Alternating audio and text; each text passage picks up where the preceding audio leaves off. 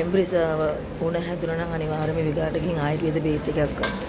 ඒ බේත් එක ගත්තේ නැත්නම් අපි එල් වතුර බොනවනේ.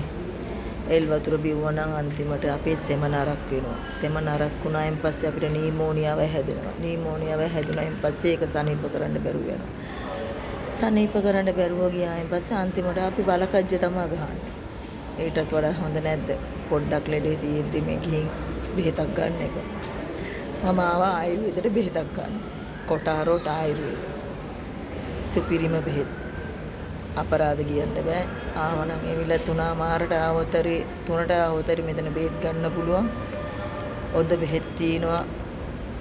කියන ආයුර්වේද කියලා කියන්නේ ඇවිල්ලා අවුරුදු ගණනාවක් පරණ බෙහෙත් නේද? පරණ කියලා කියන්නේ ඇවිල්ලා ඖෂධ වර්ග වලින් හදන බෙහෙත් තමයි ආයුර්වේද බෙහෙත් ටික.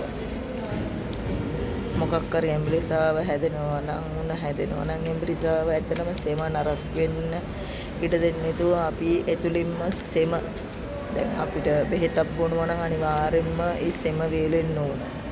වේලෙන්න කියලා කියන්නේ සනීප වෙන්න ඕන. ඒකට සුපිරිම බෙහෙත තමයි ආයුර්වේද බෙහෙත.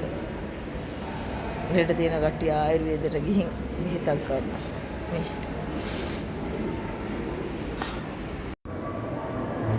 බෙහෙත් ගත්තා මේක ඔලුවට ගහන්න තෙල් දීලා තියෙනවා. පේනවද?